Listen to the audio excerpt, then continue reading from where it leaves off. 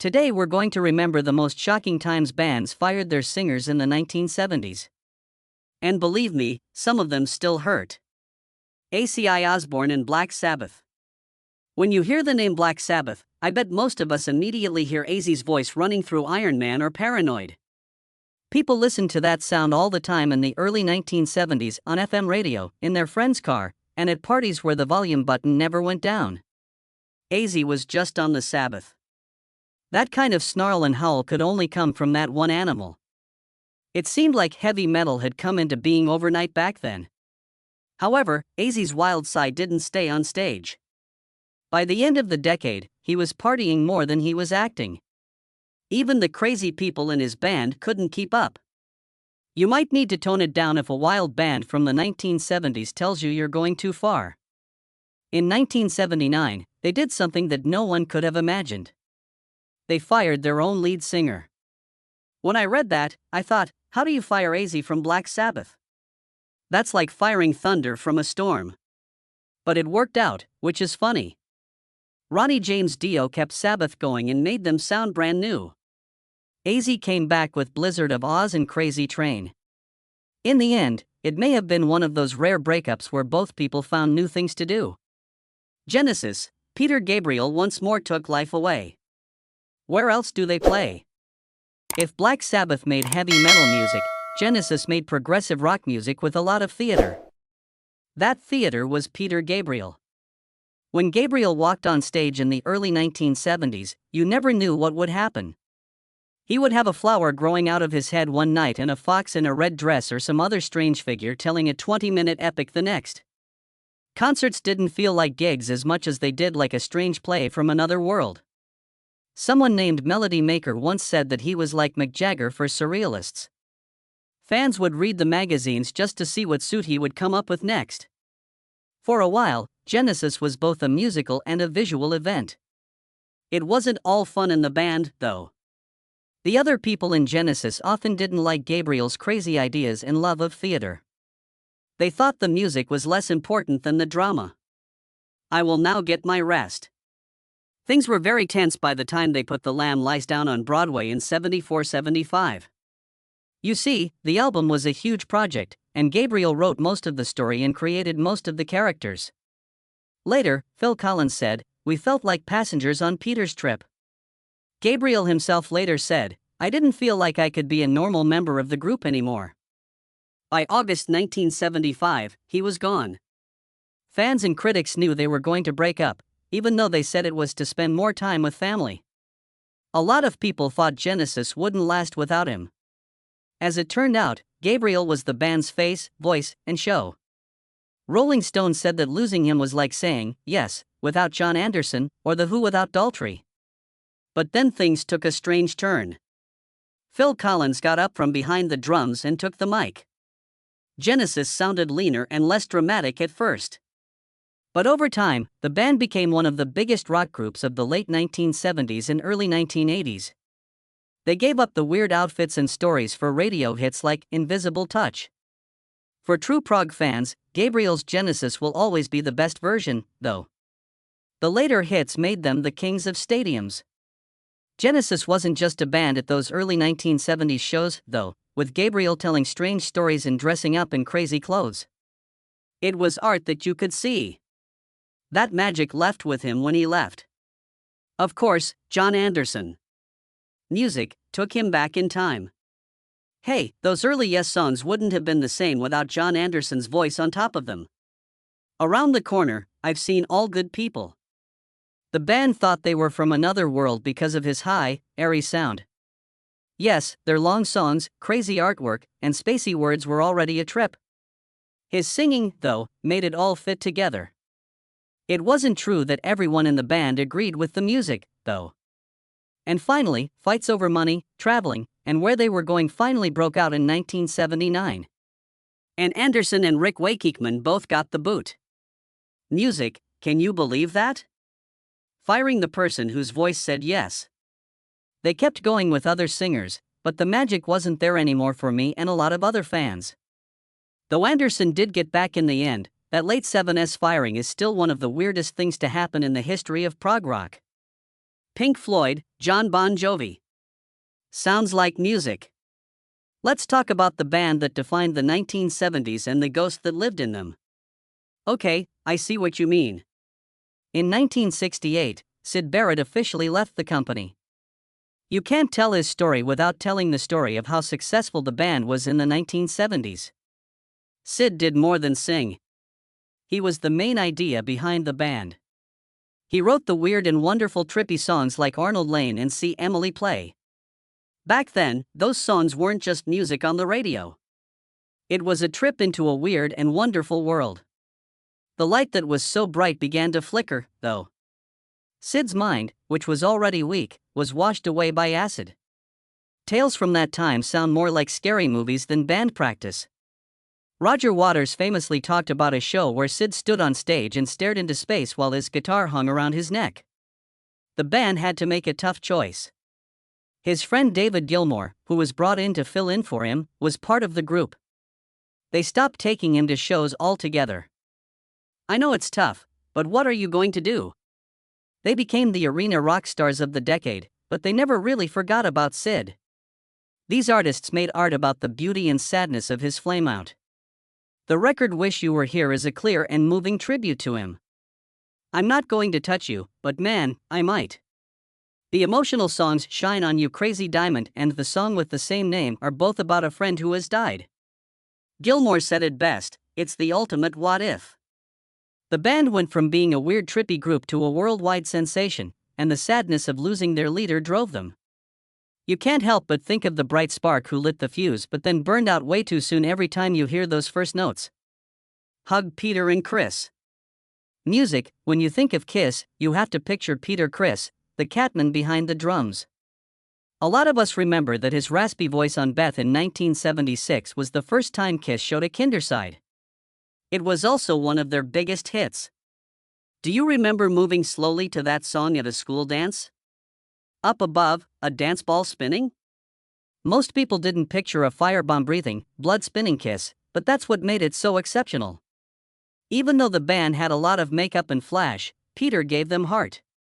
But by the end of the 1970s, things were rather badly going. Chris was having trouble with drugs, which made him fight with the other band members, and his drumming was getting worse to the point where session musicians were filling in on the tracks. After Dynasty and the disco-influenced I Was Made for Loving You came out in 1980, the band finally broke up with them.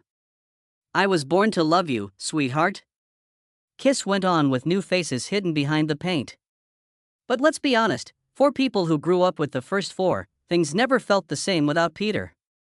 We missed that cool cat. David Byron and Uriah Heep. In the early 1970s, jukeboxes and car stereos played songs about how easy life was. Uriah Heep may not have been as good as Zeppelin or Purple, but they were great heavy rock musicians. David Byron played a big role in that. Not only was his voice strong, it was also dramatic and almost oboe-like as it soared over the heavy riffs and swirling Hind organ lines. He could sound like an angel one minute and a threat the next. Even though that voice was famous, Byron was becoming less stable. He began drinking during practice sessions, recording sessions, and even live shows. Later, Mick Box, the guitarist, said, "It broke our hearts. He was one of the best singers we've ever had, but we couldn't go on like that." Music, applause, music. By 1976, the rest of the band had made the hard choice to fire him. Officially, it was because of different tastes in music, but fans knew what was really going on. People who listened felt terrible when Byron died. Uriah Heep was speaking. At the time, some people said that without him, Deep Purple would be likened to Deep Purple without Ian Gillan. Technically possible, but not possible in my heart. But Uriah Heep kept going with new musicians like John Lton and, finally, Bernie Shaw. But for many fans, the best time was when Byron was in charge. I Want to Find You. His story didn't end well, which is sad. Byron's one-man show never did as well as it should have. And in 1985, when he was only 38 years old, he died of problems caused by drinking too much. But when you listen to July Morning or Gypsy, you remember why he was important. That sound was like lightning in a bottle, raw, dramatic, and impossible to forget. Uriah Heep was never the same again after it was gone. Dave Evans of AC/DC. Now, this is a name that many people forget. Dave Evans was the first singer for AC/DC. Yes. Evans was the lead singer before Bon Scott came along and gave them the angry voice we all know from High Voltage and Highway to Hell. From their first song, Can I Sit Next to You Girl, he was in charge. Back in 1974. First, Evans never really got along with the other people in the group. He didn't like the rough working class look that the young brothers wanted, and they didn't have a good connection. So, in late 1974, the band fired him and brought in Bon Scott. The rest, as they say, is history. Now that they look back, it was the smartest thing they ever did. Still, it's crazy to think that AC/DC began with a style that was very different. It's like learning that the lead character in your favorite TV show almost played someone else. It changes how you see the start. What if Michael Scott wasn't Steve Carell but Bob Saget? What do you know? I'd still keep an eye on that office, though. I would still watch it. Ian Gillan of Deep Purple. Music, the band that gave us the riff, is next. The tune that people all over the world hear. Purple Black. Yes, everyone knows how to start Smoke on the Water. But without Ian Gillan's voice, that song wouldn't be a rock cry. He did more than just sing. He cried out. His scream was so high and raw that it could cut through the heaviest guitar riffs. You knew what you were getting into when you dropped the needle on Machine Head at a party. Loud, angry rock and roll with no holds barred. People in your family would hit the ceiling when they heard that music. Rock and roll bands with a lot of ability often have even bigger egos, and Deep Purple was no different. There's music in the sky. Now, the biggest problem was that Gillan and guitarist Ritchie Blackmore were always fighting. They made a powerful sound together, but off stage, they were like oil and water. You could feel the stress. Gillan quit for the first time in 1973 because traveling and fighting were too much for him. As a fan, it was never the same because the band kept going with different groups. Everyone was shocked when Gillan joined the band again for a reunion record in the mid-1980s. But that famous spark was gone for a long time. A famous rock writer once said that their relationship was like a gas tank ready to blow up. Gillan was back with the band. Good job. Old rivals came back with a vengeance, though. After a few rough years, he was fired without any explanation in 1989. Many fans saw it as another crazy moment from a band known for them. Some people still can't agree on which group was the best. But for most of us who grew up with Deep Purple, Ian Gillan's thrilling, sky-piercing scream will always be what the band sounds like. Styx John D. Young. Music, if you listened to the radio in the late 1970s, you probably heard Dennis D. Young's voice leading the way for Styx. Lady Babe, Let's Go Sailing. Styx stood out from all the other arena rock bands of the time because of his dramatic, theater-like sound. Do you remember the first time you heard The Grand Illusion on vinyl? It was great. D. Young taught Styx how to act. A mix of a rock band and a Broadway show. This is where the timing gets tricky. Even though D. Young wasn't kicked out until the 1980s, it's still important to talk about because Styx's was such an important part of the scene in the 1970s. And it's clear that the seeds of this sad breakup were set in the 1970s. At that point in time, some of the guys in the band were sick of his sad songs and big production style. A lot of people didn't like the breakup either. It really broke my heart. Styx would not be the same without his voice. I think Styx is like a turntable without half of the buttons when Dennis D. Young isn't on it. It will play, but it won't sound right. Lou Gramm, A Foreigner. Man, who didn't have hot-blooded or feels like the first time stuck in their head in the late 70s, played the music. There were foreigners everywhere. Don't even think about Lou Gramm's voice. He was smooth when he wanted to be and rough when the song called for it. He was one of a kind because he had both power and soul. He was even called one of the best rock singers of the time by Rolling Stone, and you can hear why in about 5 seconds of Double Vision. Here's the catch. In fact, Lou wasn't fired in the 1970s. It was him and the stranger riding shotgun on their monster run. Need a girl like you right away, cold as ice, music, all the way to I Wanna Know What Love Is. Things got really bad in the late 1980s and early 1990s, though. Mick Jones wanted the band to sound polished enough for the radio, while Lou wanted the band to get back to their hard rock roots. As Lou once put it, I was feeling like a sideman in my own band. Eventually, things broke down, and Graham was fired in the early 1990s. Many fans could not believe this. Lou's voice was strange. People who didn't like him said the band without him was just like the Doors without Jim Morrison. Foreigner kept adding new singers, but let's be honest, Lou Graham is the best at belting out Jukebox Hero. He came back for reunions now and then, but that firing proved something really strange. Even the voices you thought couldn't be heard could be pushed away in rock. I still shake my head every time I hear Double Vision because I can't believe someone looked at Lou Graham and said, "Yeah, we can do without him." That's crazy. Very Rare Earth by Peter Rivera. There was music, applause, and more music. Do you remember Rare Earth? Their style was funk rock, which made you want to move. In the early 1970s, Get Ready and I Just Want to Celebrate were all the rage. One of those jams was always playing at parties and bars. The crazy thing was that their lead singer and drummer, Pete Rivera, was the same person. Back then. Yes, that was a joke. But things got worse as the decade went on. Rivera made heads with the band and the people in charge. At 74, they showed him the door. Could you picture that? Getting rid of the voice behind all of their biggest hits. Rare Earth did keep going without him, but for many of us, that band was Peter Rivera. I still think of him playing the drums and grinning like he was having a great time every time I hear the song Happily Ever After. Steve Perry on a Journey. Next up is the band that made smooth rock a huge deal, and Steve Perry was the key to their success. If you were a teen with a license in the late 1970s, you couldn't get away from his voice. The range seemed to resist gravity, and the music was soulful and easy to play. Songs like Wheel in the Sky, Love, Touch, and Squeeze. Not only did they top the charts, but many of us lived our lives to their music. Before Escape came out in 1981 with Don't Stop Believing, Journey wasn't just a band, they were a part of history. They went from being a prog rock jam band to being the kings of arena rock because of his voice. There is a wheel in the sky that never stops. Now I don't know. That's right.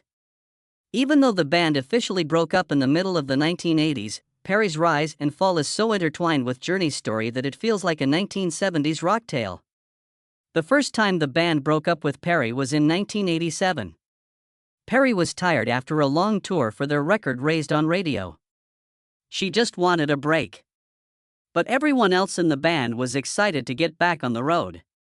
On top of that, the stress from Perry's ongoing health problems, especially a degenerative hip condition, and the traveling schedules made a gap that couldn't be crossed. Eventually, Jury got back together with Perry for the record Trial by Fire in the middle of the 1990s, but his hip problems came back after a few years.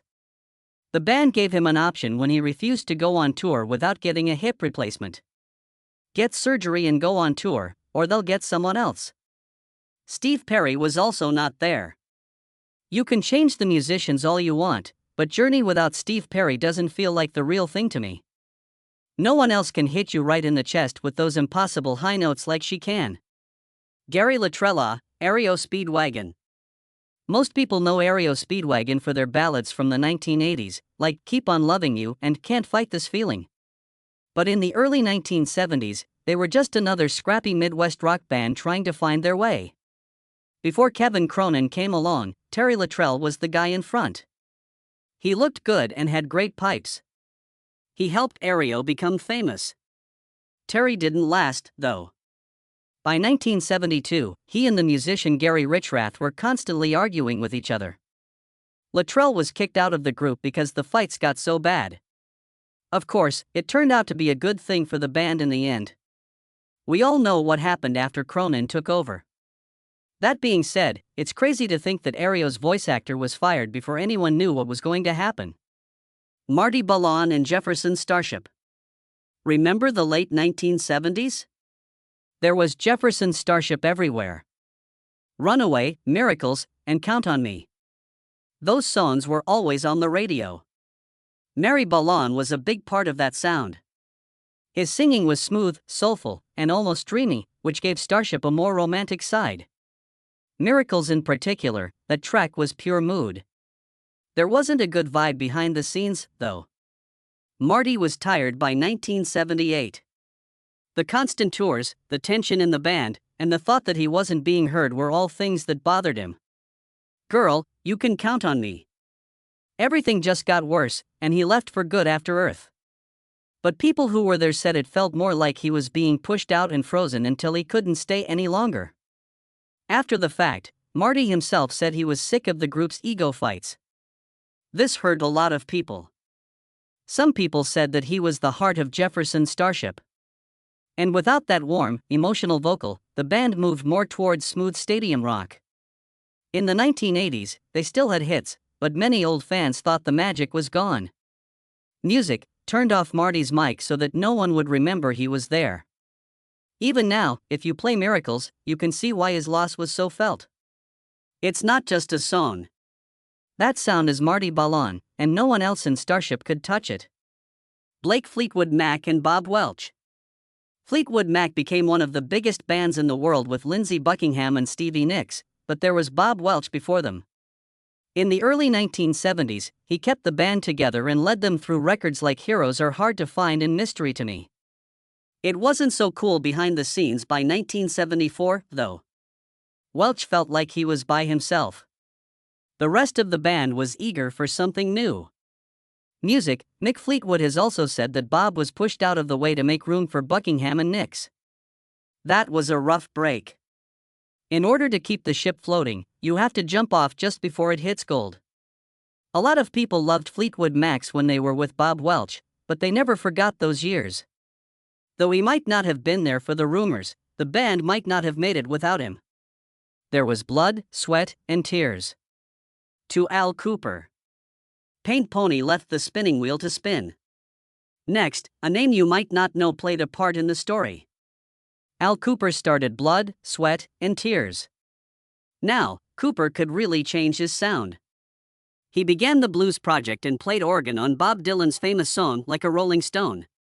His voice was rough, deep, and a little gritty, and it was perfect for his new idea for a band that would mix rock, jazz, and horns. It did work, though. Rolling. Everyone loved their first album, Child is Father to the Man, which came out in 1968. It was cool, classy, and made me feel like rock music had finally gone to college. This is where the story gets a little darker, though. When the album was done, the rest of the band, especially the horn players, wanted to have more say in how the music was made. Cooper, who was the visionary, wanted to keep control of the art, and the stress got too high. Even stranger, Cooper was kicked out of the band he started in 1968, just as they were about to become famous. I have no idea what it is. David Clayton Thomas took over as lead singer after Cooper left the band. He sang on their second self-titled record, which won a Grammy and sold 4 million copies. It was a huge hit that put them on the map with songs like Spinning Wheel and You've Made Me So Very Happy. The person who came up with the idea was gone by the time most of us heard them on the radio. Soon after, Cooper joked, "I was the best fired person in the history of rock and roll." Every once in a while, even the smartest person who sets off the fireworks can't see them. It's the Stooges and Dave Alexander. Thank you very much. The Stooges were never a radio band.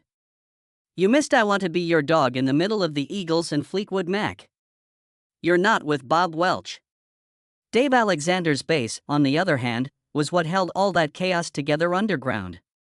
He was there when the band pretty much created punk before anyone knew what it was called. However, Dave's exit was pure rock and roll fame. He got so drunk at the 1970 Goose Lake Festival that he couldn't play at all. Iggy Pop just turned around in the middle of the set and fired him right there in front of the crowd. Imagine being kicked out of the band in front of tens of thousands of fans. Oh no. Making fun of. Alexander did not come back. No matter how long the Stooges played, that stage fire was one of the most violent and dramatic endings in rock and roll history in the 1970s. So that's it. The opinions we thought couldn't be harmed are all being kicked out of their own bands. Some came back stronger than ever, like AZ, who rode that crazy train all the way to becoming a single star. Some, though, seemed to fade away, leaving us to wonder what might have happened if they had stayed. It shows how crazy the music scene was in the 1970s either way. You're on every radio station in town one day and on the curb the next with your mic stand.